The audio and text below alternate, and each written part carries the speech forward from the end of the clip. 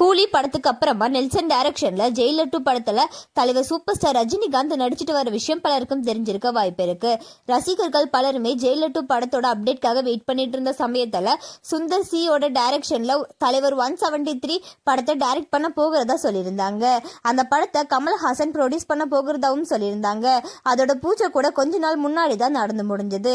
இப்படி இருக்க நிலையில சுந்தர் சி இந்த ப்ராஜெக்ட்ல இருந்து விலகிட்டாரு அப்படின்னு சொல்லி ஒரு செய்தி வெளியாயிருக்கு.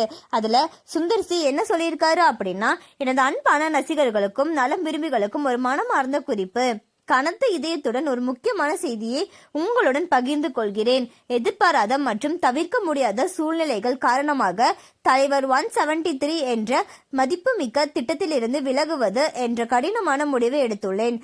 புகழ்பெற்ற சூப்பர் ஸ்டார் திரு ரஜினிகாந்த் அவர்களையும் மதிப்பிற்குரிய உலக நாயகன் திரு கமல்ஹாசன் அவர்களையும் கொண்டு தயாரிக்கப்படவிருந்த இந்த முயற்சி எனக்கு ஒரு கனவு நினைவாகும் வாய்ப்பையே இருந்தது. வாழ்க்கையில் சில சமயங்களில் நமது கனவுகளிலிருந்து விலகி சென்றாலும் நமக்காக வகுக்கப்பட்ட பாதையை பின்பற்ற வேண்டிய தருணங்கள் வரும். இந்த 2 ஜாம்பவான்கள் கூடான எனது தொடர்பு நீண்ட காலத்திற்கு முன்பே தொடங்கியது. நான் எப்போதும் அவர்கள் மீது மிகுந்த மரியாதை கொண்டிருப்பேன். கடந்த சில நாட்களாக நாங்கள் பகிர்ந்து கொண்ட சிறப்பு தருணங்களை நான் என்றென்றும் பொக்கிஷமாக கருதுவேன். அவர்கள் எனக்கு விலை மதிப்பற்ற பாடங்களை கற்பித்துள்ளனர். மேலும் நான் முன்னேறும் போது அவர்களின் உத்வேகத்தையும் ஞானத்தையும் தொடர்ந்து தேடுவேன். இந்த வாய்ப்பிலிருந்து விலகினாலும் அவர்களின் நிபுணர் வழிகாட்டுதலை நான் தொடர்ந்து நாடுவேன். இந்த மாபெரும் படைப்பிற்காக என்னை கருத்தில் கொண்டதற்கு இருவருக்கும் எனது மனமார்ந்த நன்றியை தெரிவித்துக் கொள்கிறேன். இந்த செய்தி, இந்த முயற்சியை ஆவலுடன் எதிர்பார்த்திருப்பவர்களை ஏமாற்றியிருந்தால் எனது உண்மையான மன்னிப்பை ஏற்றுக்கொள்ளவும்.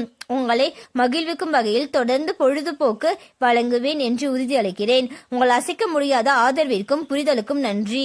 இது எனக்கு உலகமே.